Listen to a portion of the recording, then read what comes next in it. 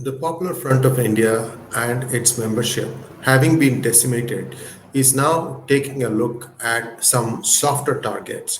What is coming down the pipeline is that the PFI is targeting people who are perhaps not going to be able to defend themselves. More on that later. What has been happening in Kerala and Tamil Nadu, I wanted our global audience to get an idea.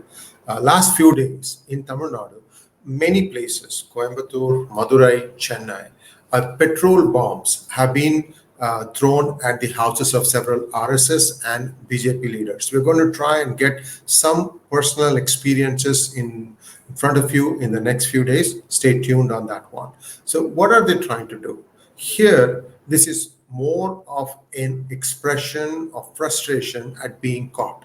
That's what I think. Remember, my book came about 2.5 years, almost 3 years now, and it has highlighted how the UPA government had lopsidedly funded one community in India. Now you're seeing that money come out, that frustration come out, that inability to be able to do what they want come out, and this is taking some very dangerous forms. Yesterday, an omnibus owned by allegedly a BJP functionary was attacked. They threw a petrol bomb at that moving vehicle from a distance. Luckily, it fell on the floor and not much damage happened. But we also saw some houses at which the petrol bombs were thrown. There was some amount of destruction. Now, we don't know if those culprits have been apprehended or not. It is our belief that there is a lot of proof of people who did this thing, and it is hope that they will be caught. Now, what is happening is that the PFI appears to have threatened a community that's by far a very, very quiet community that happens to have taken up residence in Coimbatore area. I'm talking about retired Brahmins who seem to have congregated over a period of years to decide to settle in Coimbatore.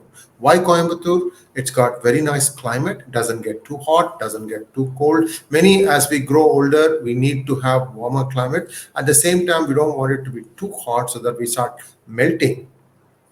So this appears to have been a good place. We have to remember Coimbatore is a very entrepreneurial town. When their cotton industry collapsed, their mills collapsed, this is about 30 years ago, they found a way to reinvent themselves. Now you can see a lot of flourishing small, medium, and micro industries happening in Coimbatore. And one of such offshoots is the retirement home concepts. Coimbatore leads in retirement homes. I believe there are at least 25, 30 different kinds of complexes available, and it's fairly affordable for someone who has worked as a middle class person, that they can live off of their retirement savings and lead a comfortable life, 15, 20 years, whatever you want to take it. So this community is now being targeted.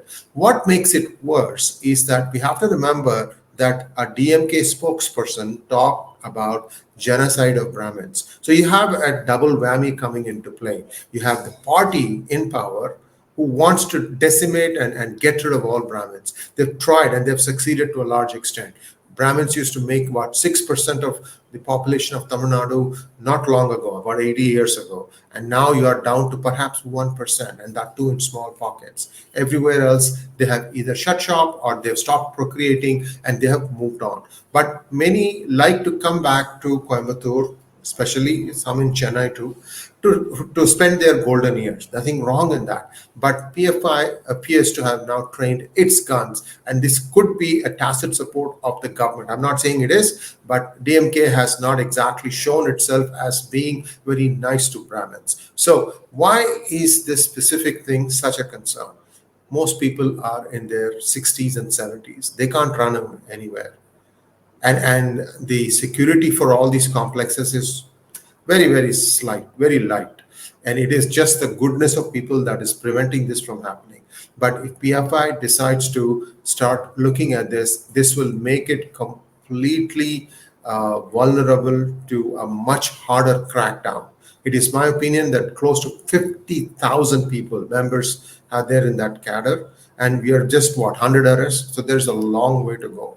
Of course, all these 100 arrested, they have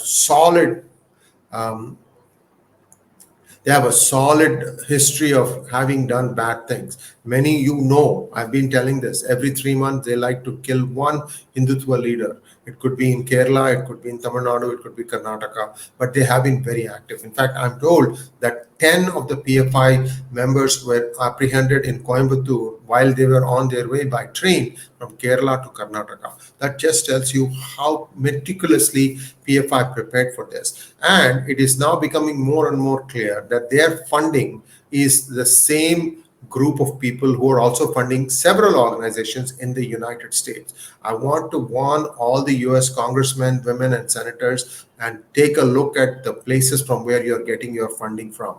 Now, more details will start emerging soon from the Indian government, and you don't want egg on your face when it transpires that you may have taken contributions from designated terrorist organizations who happen to be getting money in the Middle East and in Pakistan, perhaps even in India. I've told you this fake currency has a big sting attached to it. It's going to take a long time before it plays itself out. So this is the big danger that confronts India, and I'm hopeful that this will be tackled quickly. I really would like to have special courts try out these 100 odd people that have been apprehended by the government and quick sentences handed down. Kolhe is still waiting. Kanhayalal is still waiting. Ramalingam is still waiting. There's a lot of people who, for just their faith and belief, they have been killed, and that is not fair. India has a very syncretic culture. It allows different cultures to flourish, different religions to flourish. It has always done so. And this HR 1196 is a joke. And the person who's sponsoring that is a bigger joke. And those of you who will be voting for that will be the laughing stock of the country. Thanks for watching. Please like, share, and subscribe to our channel. And don't forget to click on the bell button for notifications. Namaskar.